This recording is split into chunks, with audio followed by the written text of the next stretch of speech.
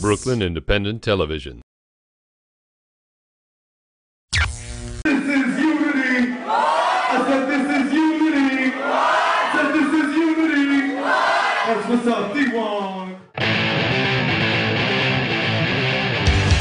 Punk Jews is a documentary film. It follows a community of artists, activists, and musicians who are expressing their culture and religion and spirituality in unique and unconventional ways. In the process of this, they're challenging stereotypes, breaking down barriers, and the reaction that we get more often than not is, wow, I didn't know that Jewish could look like this.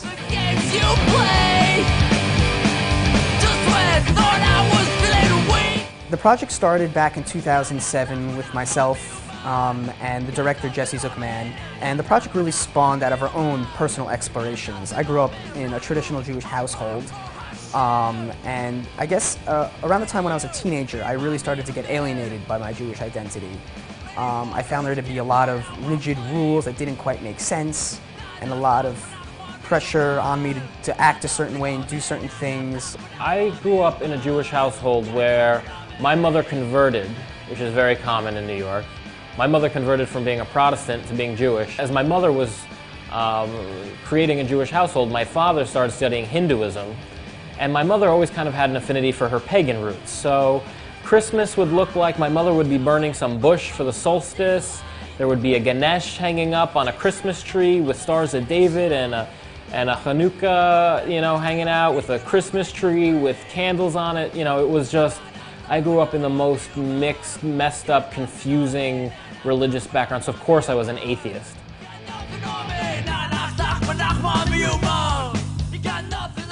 I guess around my early 20s, I started to kind of feel like a lacking. Like I was like, there's all these cultures around here, and everybody has their culture, and why can't I feel empowerment with mine? I would hear so many of my peers say, I'm a bad Jew because they don't eat kosher, or they can't read Hebrew, or they don't go to synagogue. And you don't hear anybody say I'm a bad Chinese person or I'm a bad African-American. I was like, why is that? And I decided that I wanted to start seeking out empowerment within my own Jewish identity, and that's kind of how I started doing a lot of research and finding people. This is unity. In doing research, we found people like Y Love. Y Love introduced us to a place called Chones, which is a weekly gathering that happens every Thursday night. And that was really where it all kind of came together for me.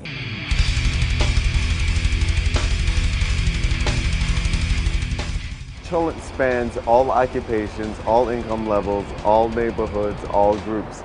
It's Jews from the fringes of everywhere. People who used to be religious or not religious anymore, some people who are kind of undecided, some people who just don't fit in anywhere else. I've never seen a place like this anywhere else in the world. It's like a phenomenon.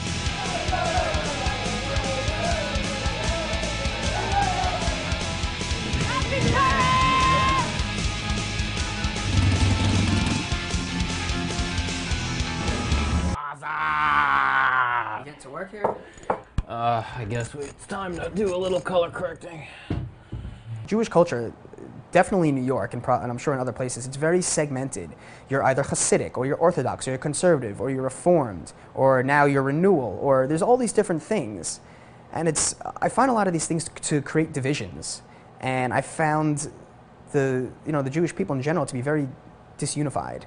And at Chones, all those labels went away. You've got people who are artists here, you've got people who are very well to do, and they go at the same time you've got a homeless person just chilling out next to them.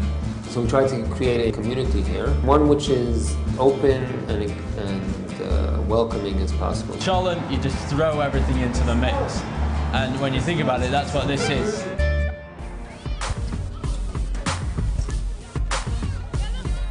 What I love is Jewish hip-hop to the next level. Hip-hop in every holy language, all put together. English, Hebrew, Aramaic, Arabic, Yiddish, and Latin.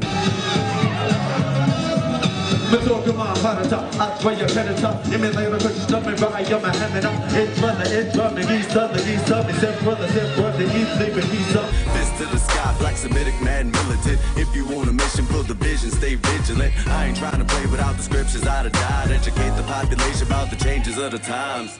When we started rhyming in yeshiva as the way to learn, people in yeshiva didn't take too kindly to it. It was blatantly, obviously racist. One apartment I called up, and the woman asked me straight up over the phone, "Are you white?"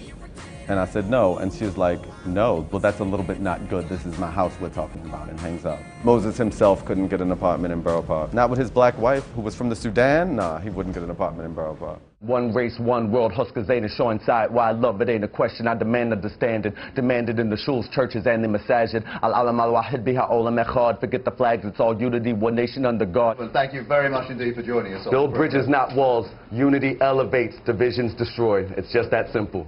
Could do a couple of selects from it, would be nice. From Kosha and Wilo sets. That's my favorite part. Them eating health cookies. No, him talking this bite. I think we should use this song maybe as the ending credits.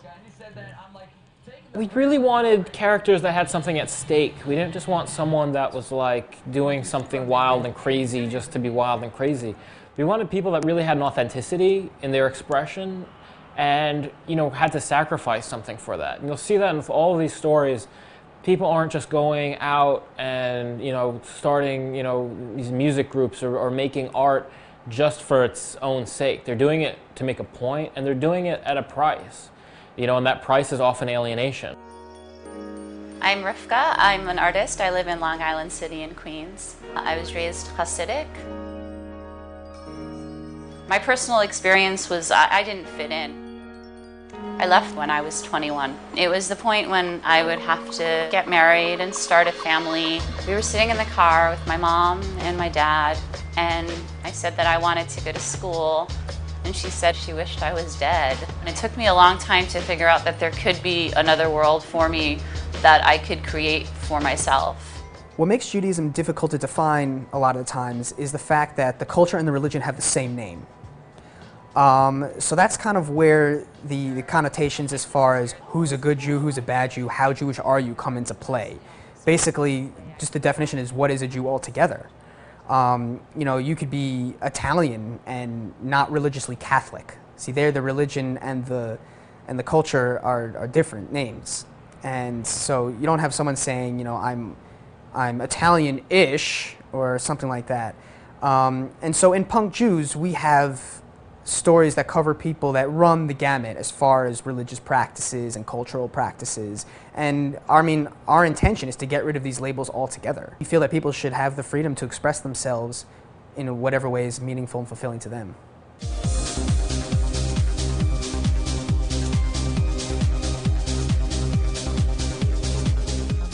My name is Levi Okunov, known for being a fashion designer working in the garment business. This dress over here is a prayer shawl, as we see.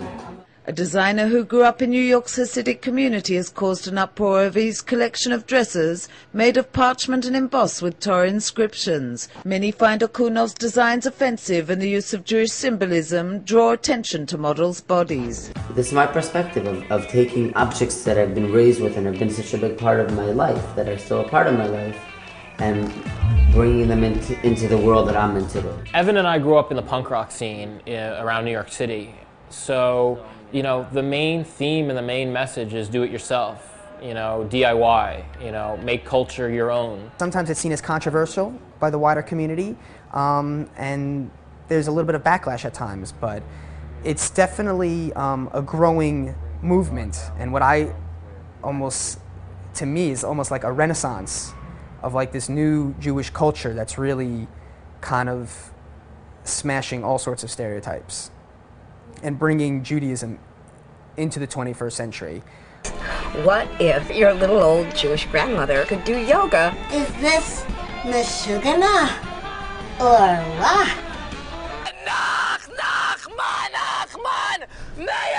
We happen to be doing a film called Punk Jews, but it's really a film about culture and people, because you know you could do a similar thing and call it Punk Muslims, and it's basically a film about identity and And just because you don't fit into a world doesn't mean you can't create your own.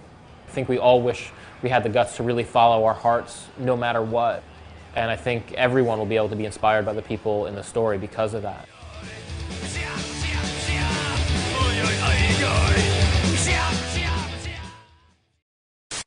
Follow us on Twitter at BK Independent TV.